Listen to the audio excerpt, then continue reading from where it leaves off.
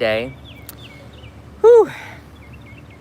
I'm just standing out here stretching before we do the live stream. Whew. I always do my lives in my car. Sorry, there's a trash truck going by. I always do my live streams in my car. So I always like to stand up and stretch before everyone else gets in here. If you're one of those people that clicked on this video after it's been posted on the live tab, you're awesome. And I see you. Usually it takes about like 2 minutes for people to really start like hopping into the live. So whenever I do like a live stream and then it's posted later on, it's always kind of quiet towards the beginning.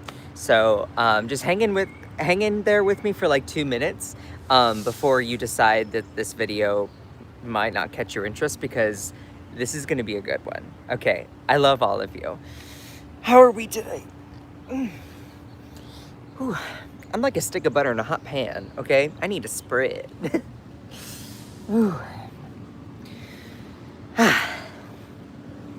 Alrighty, let's go. Whew. All right, let me drink my last bit of coffee and then we get right into it.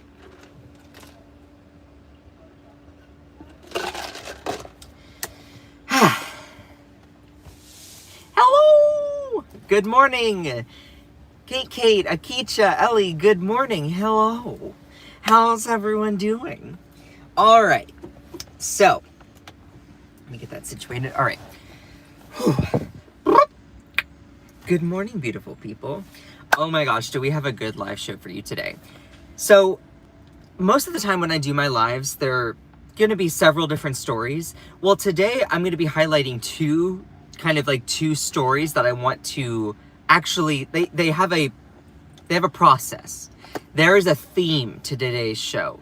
The theme is incompetence. That's the word that I want everyone to have on their mind when viewing these stories. It's the word incompetence.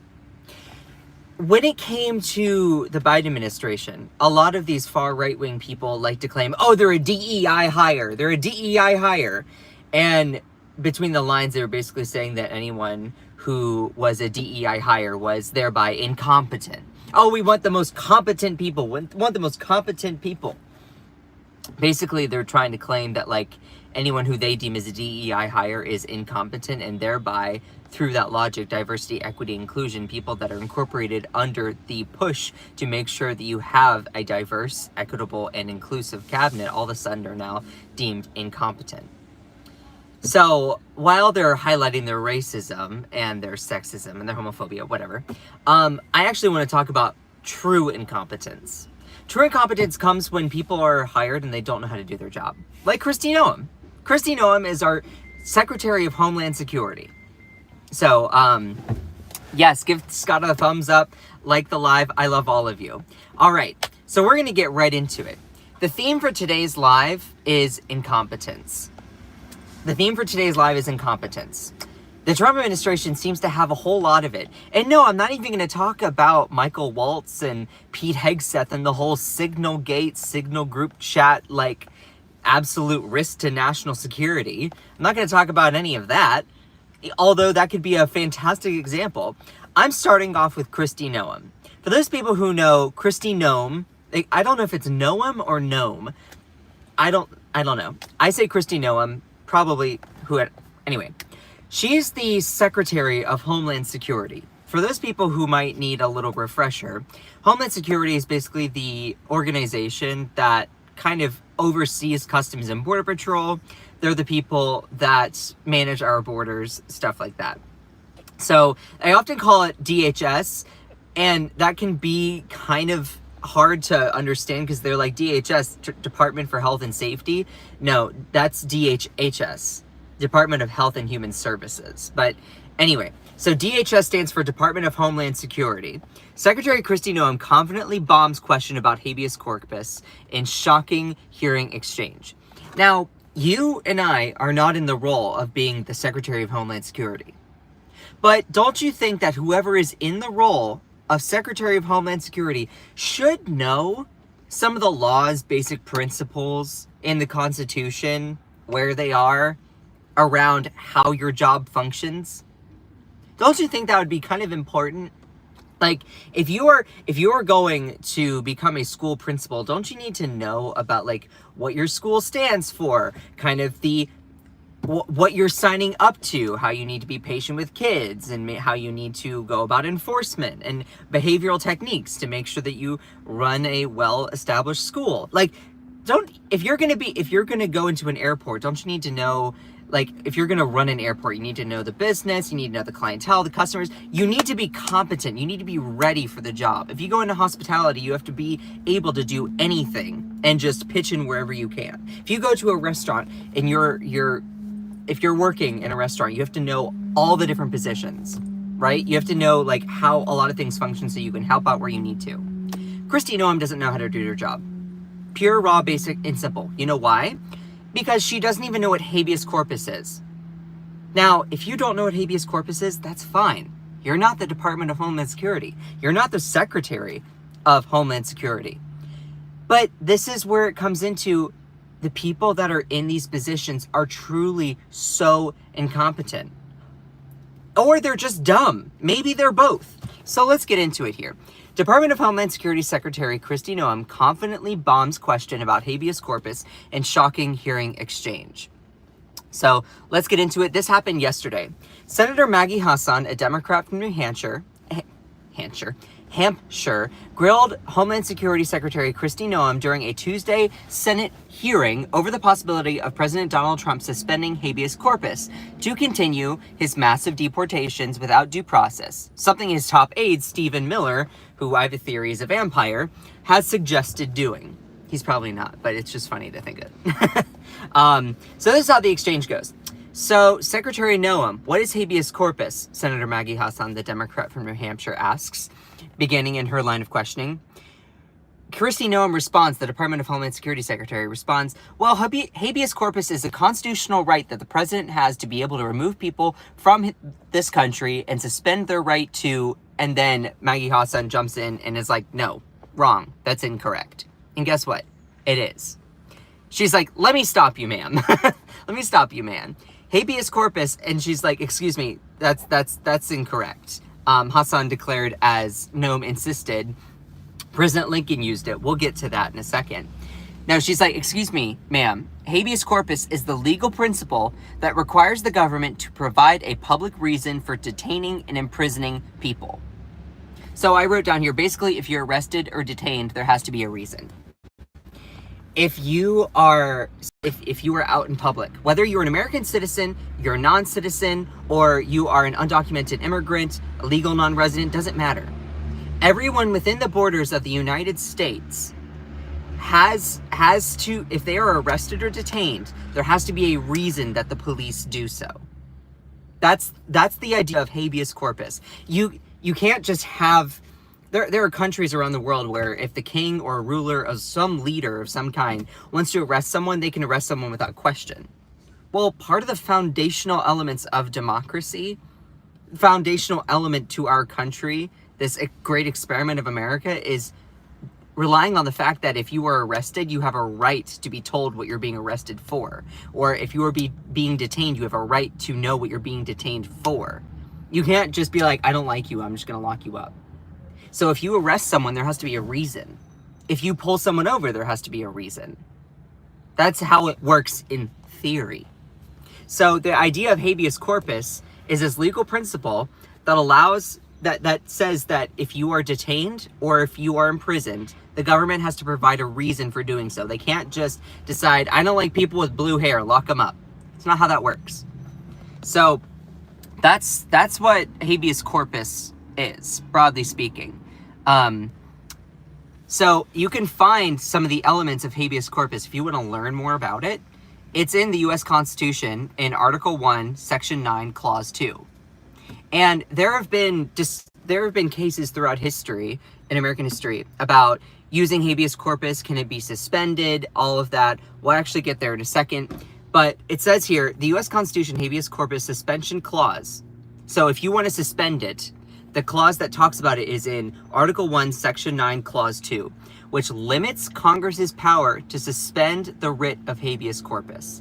This writ, the whole idea, is a court order that requires a public official to produce a detained individual in court and justify their detention. Basically, what it means is, again, if you're arrested, or if you're pulled over, or if you are detained, the government or whoever's doing it, the police, have to provide a reason. They can't just pluck you out and be like, I don't like people that like pineapples, so I'm just gonna pluck you out. You like pineapple, you're arrested. Like that, I know that's kind of a childish example, but that's just dumbing it down. Like, that's kind of how it works. Now, the whole idea, and this is a little historical thing, the whole idea of habeas corpus actually comes from the Magna Carta, which, if you remember, you're like, Magna Carta, isn't that like a disease, or isn't that like a rash that you get on your inner thigh? No. No, the Magna Carta, the Magna Carta was kind of like a founding, sort of like a document that was used to then help craft the idea of America.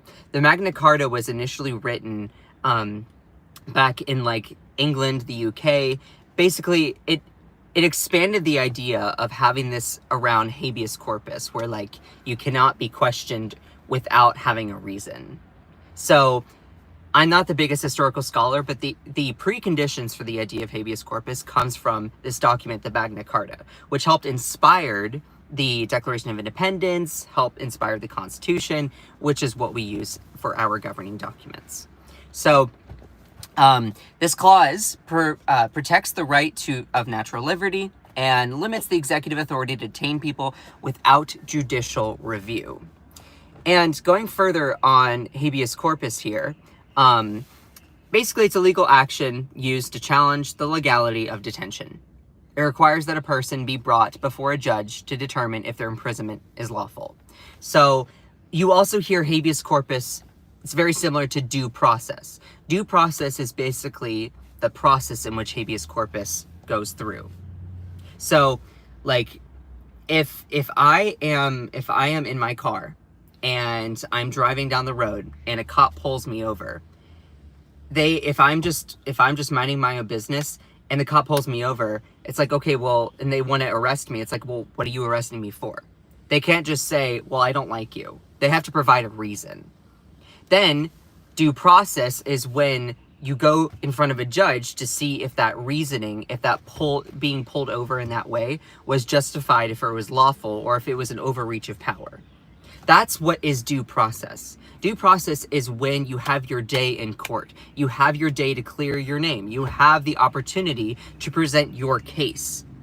So when you hear that all these people are being deported without due process, it means that the police is going through and just deciding, or whether it's ICE or the police or anyone, going through and just saying, well, we're going to detain you for this. We're going to arrest you for this. They're not even getting their chance to have their case litigated in front of a judge or a court or anything like that. If you suspend habeas corpus, what that means is that every single person, whether you are a U.S. citizen, a legal non-resident, an undocumented person, every single person within the United States borders, what that would mean is that they can just go through and arrest anyone without reason, detain anyone without reason. That's the kind of crap that we see in North Korea. We don't want that. Habeas corpus is a foundational element to American democracy. There's only been one time in American history that habeas corpus was suspended. To my knowledge, I might be incorrect on that. If there are, they're very few. The one time that I know habeas corpus was suspended was during the Civil War. During the Civil War, Abraham Lincoln actually says, you know what, we're going to suspend habeas corpus. Actually, a contingent group of Congress people got really, really upset because they're like, ooh, you know, habeas corpus is in Article 1 of the Constitution.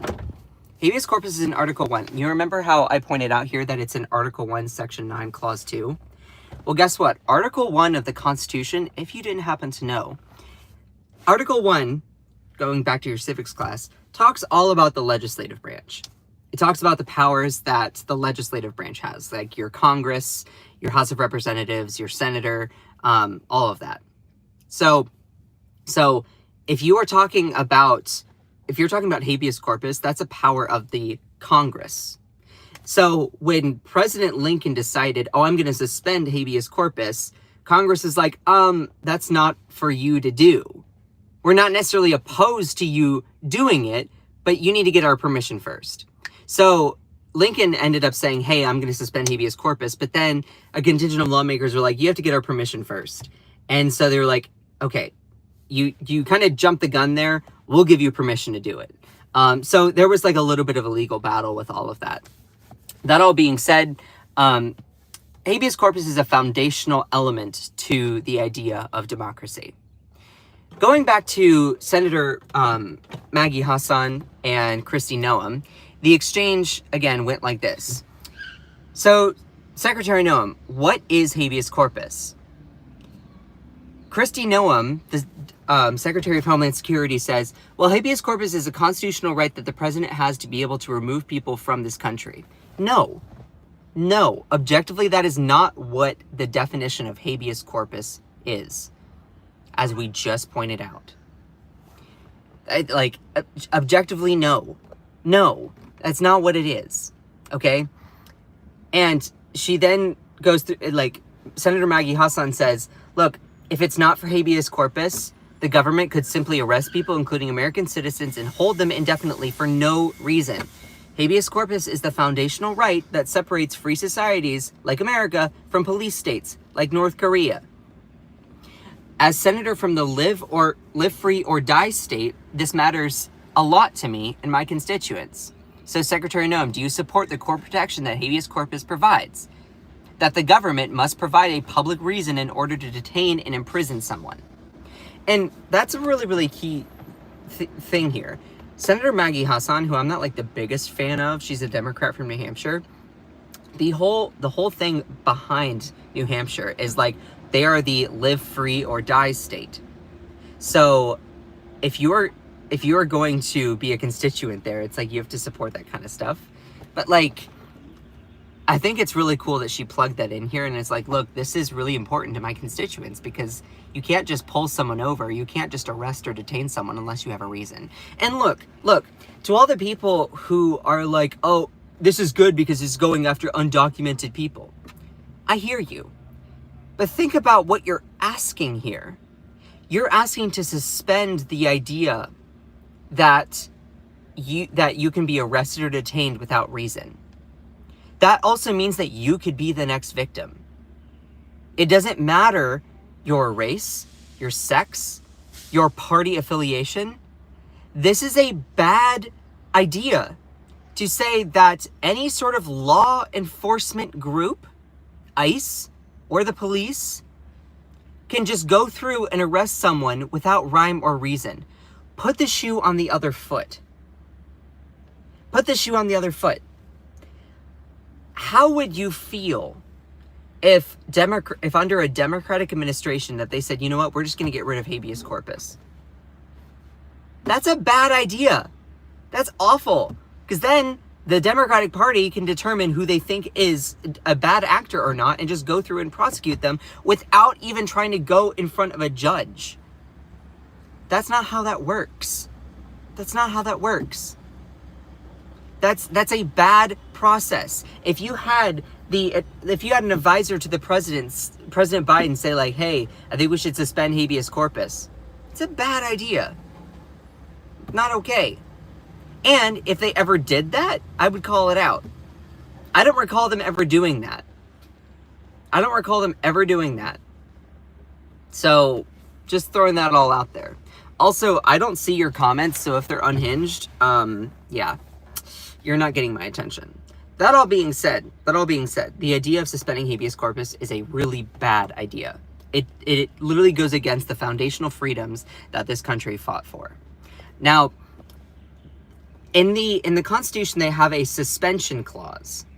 The suspension clause limits the circumstances under which the privilege of habeas corpus can be suspended, meaning that it can only be suspended, it can't be suspended except during a rebellion or invasion, and only if public safety through Congress requires it. So, because the writ of habeas corpus is in Article 1 of the Constitution, which highlights the powers of the legislative branch, it is for Congress to determine if it should be suspended or not. It's not up to the legislative branch. Or it's not up to the executive branch. It's not up to the president. Even the AI overview gets this right. Even the AI overview. Let me, where did it go? Where did it go? Hold on. Oh gosh. You know, I prepare so much for these live streams. Geez, where'd it go? Maybe I didn't take a picture of that. Oh, no, I did. No, a U.S. president cannot suspend habeas corpus on their own. Only Congress has the authority to do so. And also, the Supreme Court has also affirmed that only Congress can suspend it. Now, let's talk briefly again about Abraham Lincoln. While President Abraham Lincoln did suspend habeas corpus during the Civil War, it was done under the authority of the Habeas Corpus Suspension Act, which was passed by Congress. He initially tried to suspend habeas corpus without the authority through Congress, and they got mad, and they're like, okay, fine. So there was a whole legal battle there. Habeas corpus is not something that can be suspended by the president. You have to get permission of Congress. Now, if Congress allows it, then I will disagree with that idea, because I don't think that it needs to be. But that being said, it would be constitutionally accurate, and then we would be going by the laws that we have set. But also, morally speaking, again, so like there's two things here. It's like you're not going by the Constitution, but also, is it a good idea to do this? No. You're not going by the Constitution, and it's a bad idea. Because where is the line? The idea of habeas corpus protects everyone, again, regardless of your race, regardless of your sex, regardless of your sexual orientation, or your gender identity, or your partisan affiliation, or what state you're from. Or whether you have a nose piercing, blue hair, tattoos, 3 arms, 5 feet, doesn't matter. The idea of habeas corpus means that you can't be pulled over, detained, or arrested unless they provide a reason. And it doesn't matter what your citizenship status is. This is a right.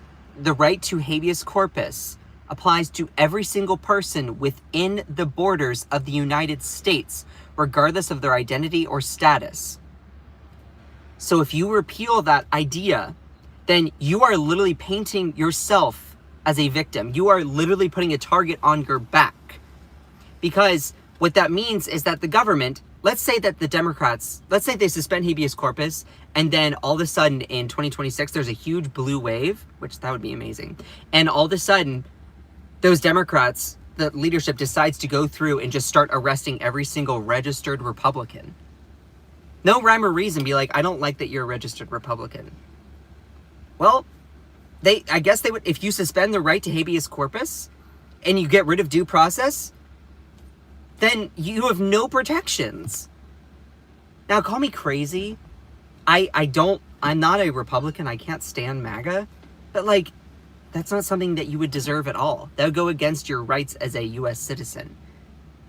I'd be standing there being like, look, this is bad. This is bad. We're not doing this. The idea of due process and habeas corpus protects all of us.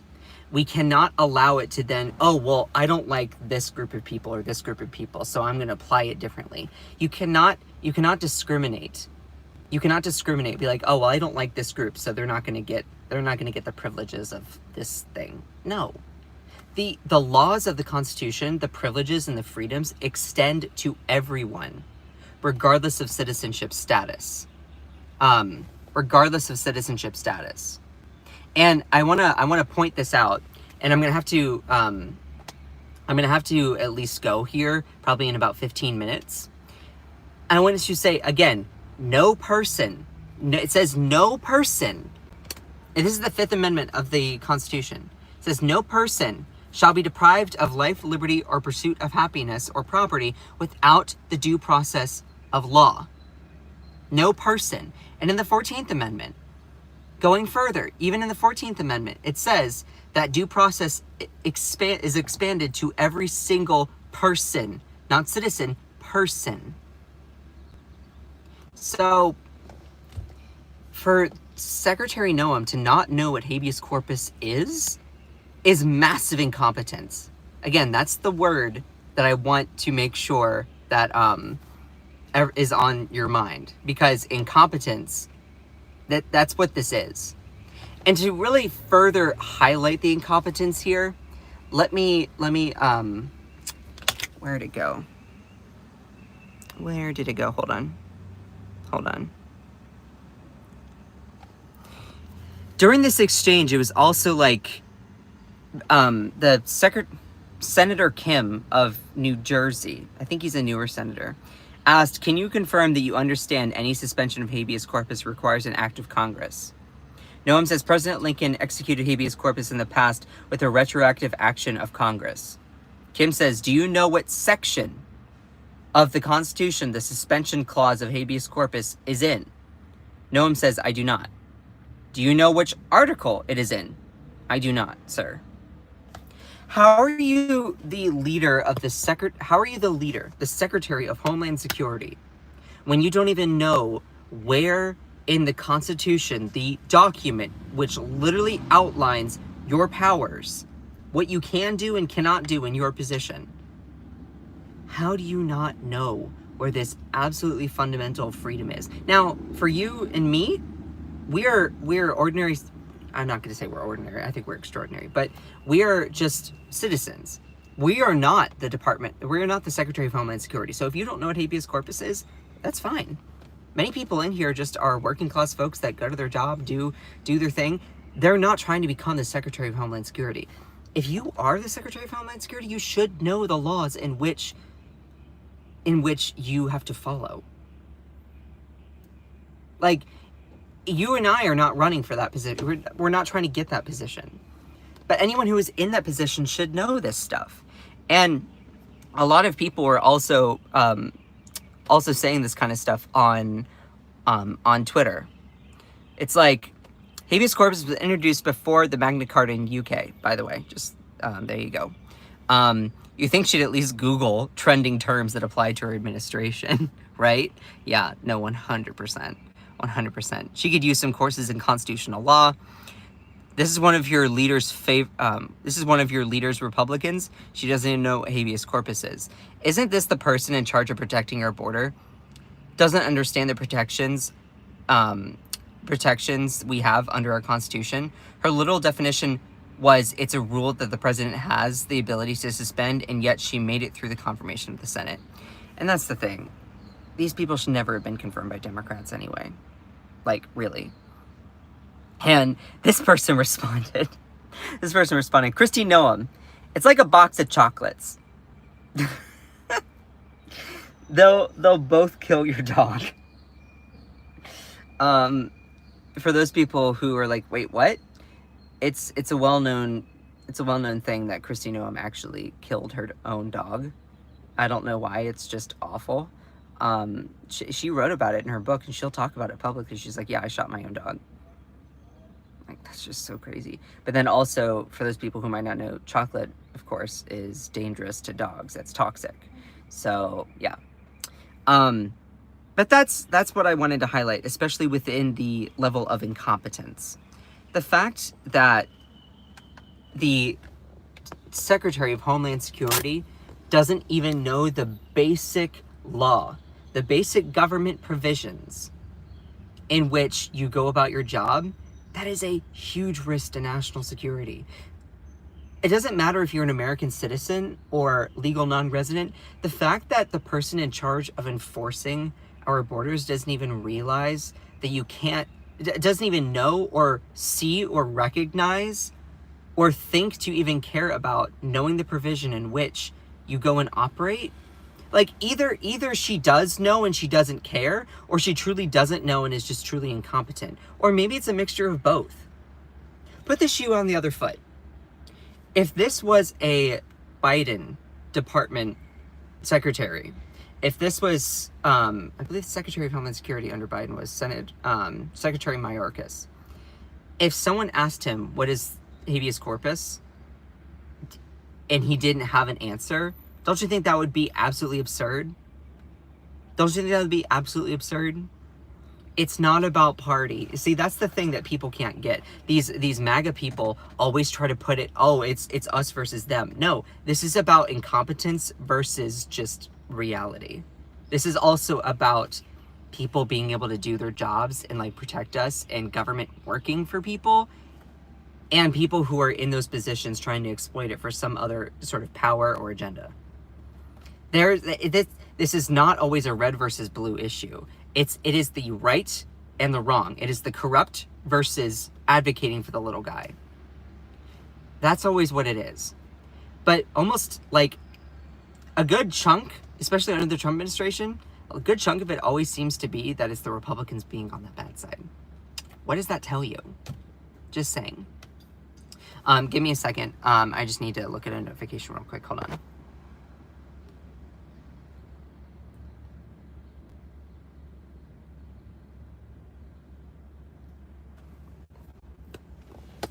So, anyway, hold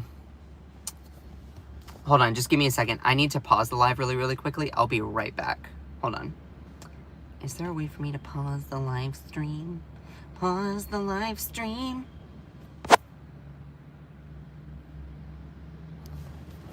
No, it's okay.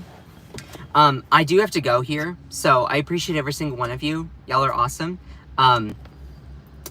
I have to go here, but I will be hopefully doing another live. I'm trying to plan on pumping out more content. While we're talking about the idea of incompetence, I also just want to quickly mention RFK. Yes. You all are familiar with RFK, right? Yeah, this guy. Our Secretary of Health is a guy named RFK Jr. This was about a week ago. I haven't even reported on this, but while we're on the topic of incompetence, we need to point this out. RFK literally admitted in a hearing, says, I don't think that people should take medical advice from me. How are you the Secretary of Health? And your job is to make sure that we're all healthy. You are put in a position of responsibility and leadership. You're supposed to be super competent in order to then put through policy, oversee executive authority within the bureaucratic system in order to make sure that we're all safe and healthy. And you literally say that that's not my job. Then what the fuck are you doing there? What are you doing there? Now, look, I guess I agree with him. People shouldn't take medical advice from him. Why? Because he swims in sewer water, y'all. He swims in literally bacteria-infested sewer water, and he brings kids with him. So, while we're talking about incompetence, why would you put someone in a position of power? Why would you put someone as the head of your Department of Health if they literally say, yeah, you shouldn't take medical advice from me? I guess I won't, but like, imagine, put the shoe on the other foot, if this was a Democrat. If this was under a Democratic administration, if this was, let's say for instance, just for, you know, shits and giggles, okay? Let's say that the Department of Health new secretary is Oprah. I love Oprah, but let's say it's Oprah. And Oprah decides, you know what, I'm gonna go bathe in sewer water. You shouldn't take medical advice from me. I'd be like, why are you the Secretary of Health? I love Oprah. I'm just using this as an example. Put whoever there. You would find that to be absurd. That's why RFK is not good for that position. Not good. Like, it's just, anyway. Because the creek that he was, or like the stream that he was diving into, this is in Rock Creek Park, which is known for its high levels of like E. coli and bacteria. So yeah, it's also a danger to kids because, you know, DC's waterways specifically apparently leak into this creek, which needs to then be cleaned up. Honestly, like if that's the case, we need to find a way to fix that. But like, don't add insult to injury by going and doing that and bringing kids along. So like, just looking at this exchange, hold on, where'd it go? Where did it go? Where is it? Right here, maybe? Hold on just a second. Meep, meep, meep, meep, meep, meep, beep, beep, beep, beep. There it is. Like, this is how the exchange fully went. Literally, when asked hypothetically if he would vaccinate his children for measles, RFK then said probably, but then said, my opinions about vaccines are irrelevant. You are the Secretary of Health. How are you then about to claim that your opinions are irrelevant? You are put in a position of responsibility, competence, and leadership to then put in policy and guide outcomes and executive authority through the bureaucracy in order to make sure that we stay healthy as Americans. And then you say that your opinion doesn't matter? It's like saying that, yeah, well, like, he said here, I don't want to seem like I'm being evasive, but I don't think that people should be taking medical advice from me. Then why are you in that position? Why are you in that position? Like, why? And so, like, Art Candy was like, well, then perhaps he should stop giving medical advice. That would be good. That would be a good idea, you know? That'd be nice. Oh, that's what it looks like if I don't fit it to screen. Yeah, he should probably step down, right? That would be nice if he were to, you know? I don't think that he should take medical advice from me. They should pass a law that the Health and Human Services Human Services Secretary Director must be a medical doctor. You know, it's not in the best interest of the public to have a kook run the agency. 100%. That would be really, really cool. Like, then why does he have that job? Why does he have the job? It also, this person said, his answer reminds me of this, and it's a cartoon where there are people on a plane. And this guy says, these smug pilots have lost touch with the regular passengers like us. Who thinks I should fly the plane? Now, I mean, who knows if he's an actual pilot in this hypothetical, but I'm thinking that it's not. So it's, yeah. I agree with the sewer rat. The American people should not take medical advice from him. Then why do you have this job? It's like, I have no intention of taking medical advice from a heroin-using idiot with a brainworm. Yeah, true. Then why do people, then why should people listen to you about anything else? And that's the thing. He also talked about how he said he'd probably vaccinate for measles, but wasn't sure if he would vaccinate for other things. I want to point out that we are in the midst of seeing rises in diagnoses for measles. So measles is a highly contagious, awful disease that affects specifically young kids, but also, and they're vaccinated when they're younger. They're seeing a huge outbreak in Texas right now. There are also laws put in place for vaccination students exempted from vaccination immunizations, depending on the states. And you can see there's different exemptions based on different states and their jurisdictions and stuff like that. I do have to go here. My hard cutoff is in a minute, but I just wanted to point out really quickly, I'm going to do a bigger segment on this, but again, when we're talking about competence, it was funny how all these MAGA people were like, oh my gosh, all these DEI hires are so incompetent. First off, you're literally exposing that you think that anyone who was, they say, oh, it's a DEI hire. Maybe it was just a competence hire. And it also happened to be that the person fit the idea of what they were looking for when they said DEI. DEI also doesn't just mean black people. It doesn't just mean gay people. Like DEI, diversity, equity, and inclusion also includes people being conscious to folks from low-income communities or veterans, someone with a disability, someone who comes from a broken family, a non-traditional family structure, someone who might be neurodivergent. DEI means that you are not prioritizing one identity over the other. What it means is that you're trying to form a team that looks inclusive. That's what the idea of DEI is. But along the way, Republicans seem to think, MAGA seem to try and change the definition or conception of DEI into like a handout. That's not what it is. Veterans are DEI. Low-income white people from red states, that's DEI. People with disabilities. People with disabilities that come from Republican families, that's DEI. Like, they only view DEI as like, oh, diversity. Well, diversity also includes a collective of not just, like, it includes a fabric of, like, all people.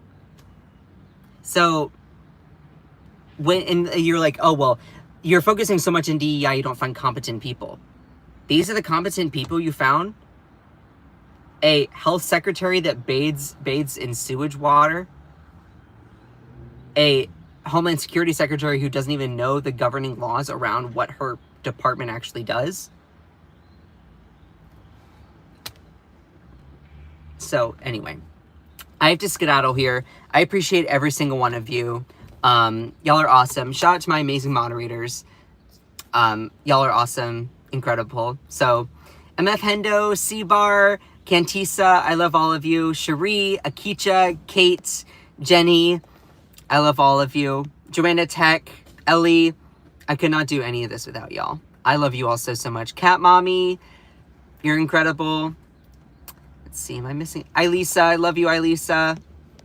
Anyway, I have to skedaddle. So just remember that you are beautiful. You are loved. You are valid. You are strong. And you are fierce. Don't let anyone or anything ever, ever, ever, ever, ever dim your shine. I love you all so much. Bye!